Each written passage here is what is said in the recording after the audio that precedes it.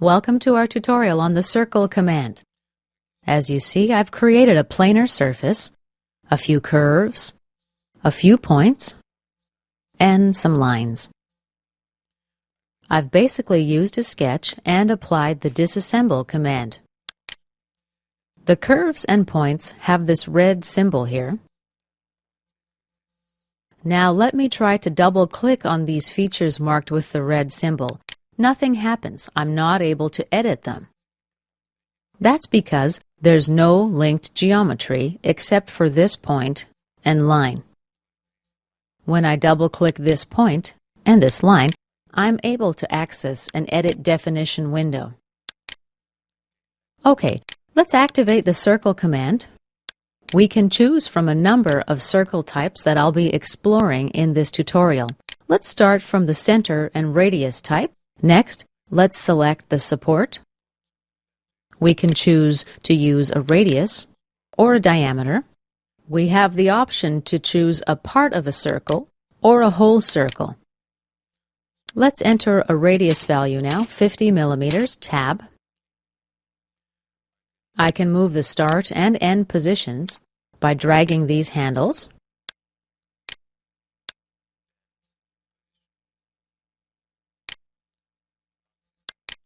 Checking the axis computation option will create an axis. When this is enabled, we have the option to choose an axis direction. If I choose this direction, for example, and you see this axis lying on the support geometry, basically, if I transfer the axis to this point, the line will be aligned with this axis, and this axis will be normal to this line. Let's click OK. We'll right-click and delete it. OK. Let's deselect everything and activate the circle command again. The next circle we'll be looking at is center and point. We select the center and a point and a support. I can select an arc or a whole circle. Checking the Geometry On support option lets you project the geometry on a non-planar surface.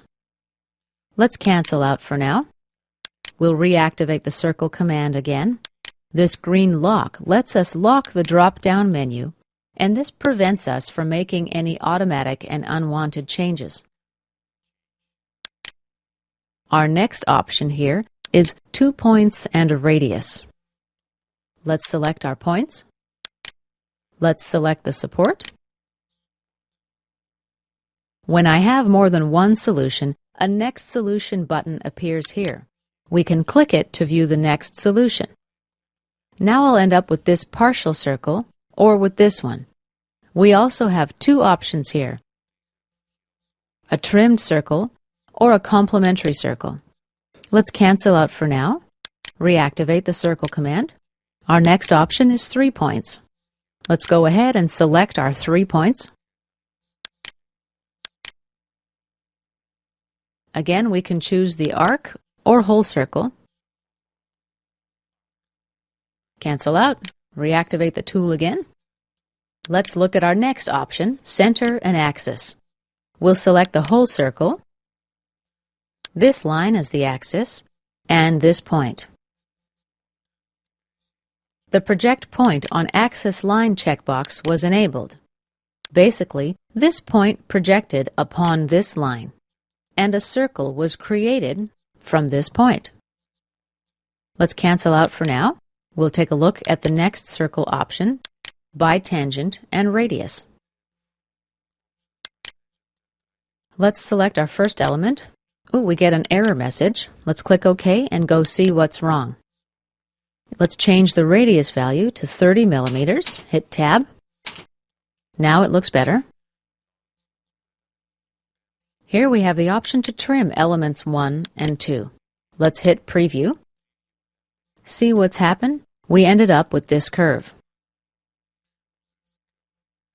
We also have the option for a full radius.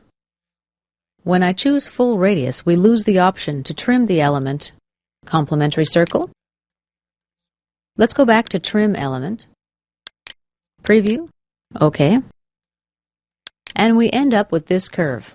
Let's right-click, Delete. OK. Let's reactivate the Circle command. Our next option is by Tangent Endpoint. I'll select Element 1, Element 2, and a point. Oops. This point.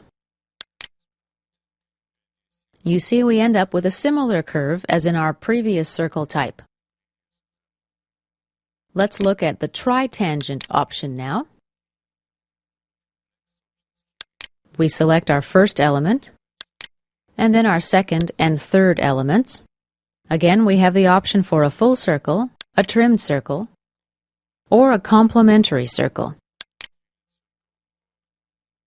Let's cancel out of that circle and then reactivate the Circle command. We're going to look at our last circle option, Center and Tangent. Let's select the center element and then the tangent curve. Click OK. And this concludes our tutorial on the Circle command.